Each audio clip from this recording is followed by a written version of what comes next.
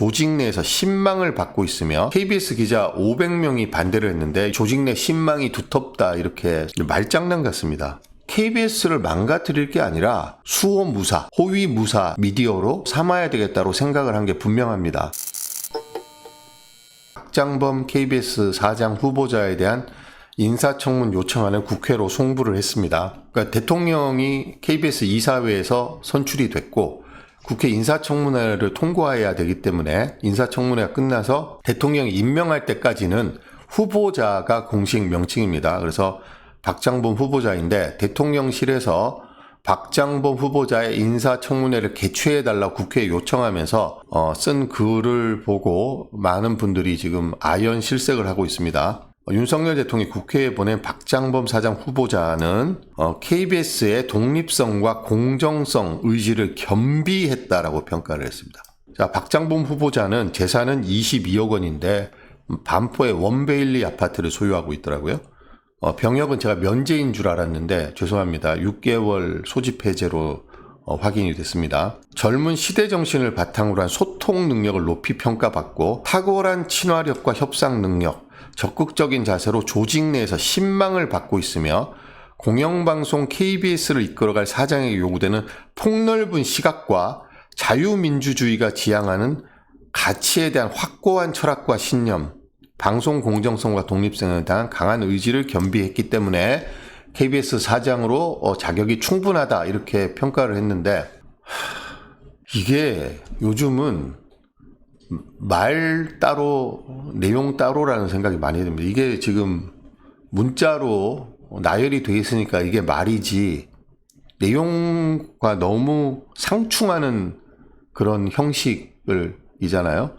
이거 읽으면서 공감할 수 있는 사람이 거의 없을 겁니다. 설사 박장범 후보자가 KBS 사장이 됐으면 하는 사람들도 이렇게까지 생각은 안 할 거예요. 지금 박장범이 할만하지 라는 정도겠지. 이게 지금 신망을 받고 있으며 소통 능력을 높이 평가받고 탁월한 친화력과 협상 능력, 폭넓은 시각과 자유민주주의가 지향하는 가치에 대한 확고한 철학과 신념, 방송 공정성과 독립성에 대한 강한 의지. 말장난 같습니다. 윤석열 대통령이 직접 쓰지는 않았겠습니다만 좀 대통령실이 일반인들의 생각과 얼마나 동떨어져 있는 생각을 하고 있는지 이거는 좀 바보같이 느껴집니다. 저는. 자, 경향신문이 KBS 기자 500명이 반대를 했는데 윤 대통령은 박장범이 조직 내 신망이 두텁다 이렇게 썼다고 합니다. 그러니까 지금 까만색을 놓고 흰색이라고 글씨를 쓰는 것과 마찬가지입니다. 지금 조직 내 신망이 없는데 다른 이유를 갖다 붙이는 것도 아니고 이런 이유를 갖다 붙여서 인사청문 요청안을 갖다 보내니까 이건 뭐 의도적으로 이러는 건지 바보라서 그러는 건지 알 수가 없습니다. 자, 윤석열 대통령이 KBS에 대한 생각이 많이 바뀌었다고 저는 판단합니다. 윤석열 대통령은 취임 초기에 어떤 생각을 했냐면 당선인 시절하고 자, 조중동, 매경, 경제신문 뭐 이런 언론이 있기 때문에 KBS는 그냥 망가뜨리면 된다. KBS는 필요가 없다.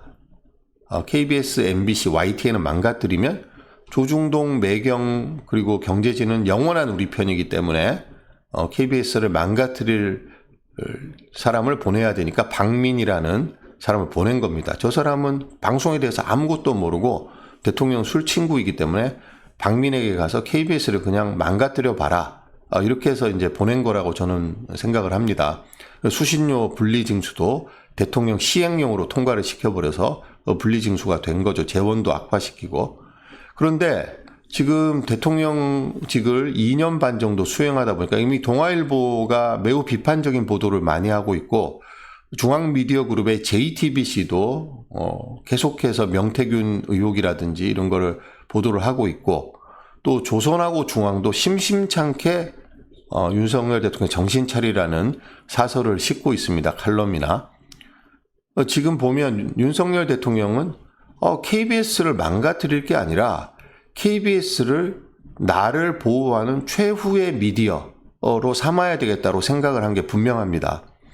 그래서 무능력한 박민을 갈아치우고 KBS 내부고 KBS 장악력이 훨씬 높고 KBS 인물들을 면면을 속속들이 알고 있는 박장범 KBS 기자를 사장으로 앉혀서 KBS를 자기의 집권 후반기 수호무사, 호위무사 미디어로 운용을 해야 되겠다고 생각이 바뀐 것 같이 보입니다. 그래서 무능력한 박민은 쫓겨나고 영리한 박장범 기자는 영리한 사람입니다. 그래서 박장범 기자를 사장으로 앉힌 것으로 저는 그렇게 판단을 하고 있습니다.